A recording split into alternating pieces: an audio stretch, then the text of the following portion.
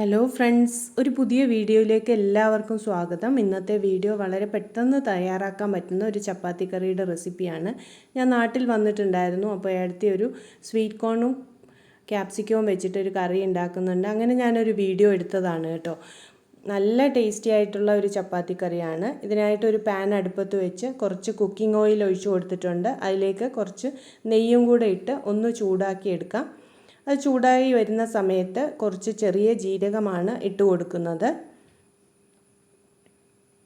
ഒപ്പം തന്നെ കുറച്ച് ബേ ലീഫും ഏലക്ക അതുപോലെ ഗ്രാമ്പും ഒക്കെ ഇട്ട് കൊടുത്തിട്ടുണ്ട്. ഇത് നന്നായിട്ടൊന്ന് വഴറ്റിയെടുക്കണം. ഇത് നന്നായിട്ട് വഴറ്റി വരുന്ന സമയത്ത് നമുക്കൊരു വലിയ സവോള ചോപ്പ് ചെയ്തതും കൂടെ ഇട്ട് കൊടുക്കാം. ആ സവോളയൊക്കെ നന്നായിട്ടൊരു ബ്രൗൺ കളർ ആവത്തക്ക വണ്ണം വഴറ്റിയെടുക്കണം. അതിനോടൊപ്പം തന്നെ ഇഞ്ചി, വെളുത്തുള്ളി, അതുപോലെ ഗ്രീൻ ചില്ലി, പച്ചമുളകും കൂടെ ചതച്ച് ഇട്ട് നന്നായിട്ട് ഒന്ന് വഴറ്റിയെടുക്കാം.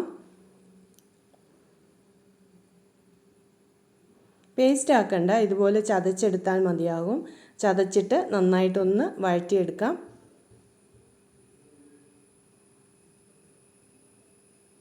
ഇത് നന്നായിട്ട് വഴണ്ടി വരുന്ന സമയത്ത് നമുക്ക് പൊടികളെല്ലാം ഇട്ട് കൊടുക്കാം. മഞ്ഞൾപ്പൊടി, അതുപോലെ മുളക് പൊടി, മല്ലിപ്പൊടി, ഗരം മസാല, ഈ പൊടികളെല്ലാം ഇട്ട് നന്നായിട്ടൊന്ന് വഴറ്റി പച്ചമണം മാറത്തക്കവണ്ണം ആക്കിയെടുക്കണം.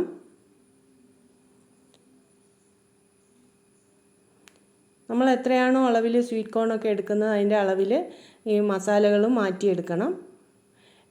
ഇതിലേക്ക് കുറച്ച് ചൂടുവെള്ളം ഒഴിച്ച് നന്നായിട്ട് തിളപ്പിച്ചെടുക്കുമ്പോൾ നന്നായിട്ട് മസാലയെല്ലാം വെന്ത് കിട്ടും.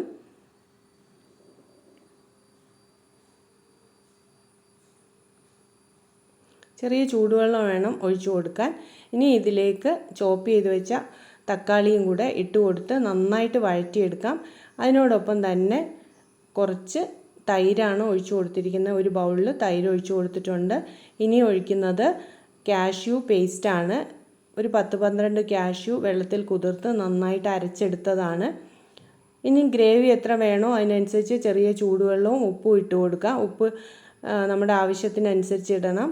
ചെറിയ ചൂടുവെള്ളമാണ് ഒഴിച്ചു കൊടുത്തിരിക്കുന്നത്. ഇനി സ്വീറ്റ് കോൺ ഇട്ട് കൊടുത്ത് നന്നായിട്ട് ഇളക്കി കൊടുക്കാം. സ്വീറ്റ് കോണിൽ മസാലയെല്ലാം പിടിക്കണം. ഈ സമയത്ത് കുറച്ച് കസൂരി മേത്തി ഇട്ട് കൊടുക്കാം. കുറച്ച് ഗരം മസാല കൂടി ഇട്ട് കൊടുത്ത് നന്നായിട്ട് തിളപ്പിച്ചെടുക്കണം. മസാല എല്ലാം പിടിച്ചു കഴിയുന്ന സമയത്ത് നമുക്ക് ക്യാപ്സിക്കവും കൂടെ ഇട്ട് നന്നായിട്ട് ഇളക്കി കൊടുക്കാം. ക്യാപ്സിക്കം അധികം വെന്തു പോവേണ്ട, ഒരു ക്രഞ്ചിനെസ് കിട്ടണം, കടിക്കാൻ നമുക്ക് കിട്ടണം. നല്ല ടേസ്റ്റി ആയിട്ടുള്ള ഒരു കറിയാണ്. ഇതിൽ കുറച്ച് മല്ലിയില ഇട്ട് നമുക്ക് ഇത്തിരി പഞ്ചസാരയും കൂടി ഇട്ട് കൊടുക്കാം. പഞ്ചസാര ഇടുന്നത് ടേസ്റ്റ് ക്രമീകരിക്കാനാണ്. അപ്പോൾ ഇന്നത്തെ വീഡിയോ ഇത്രയേ ഉള്ളൂ. വീഡിയോ ഇഷ്ടമായാൽ ലൈക്ക് ചെയ്യണം, ഷെയർ ചെയ്യണം, കമൻറ്റ് ചെയ്യണം. താങ്ക്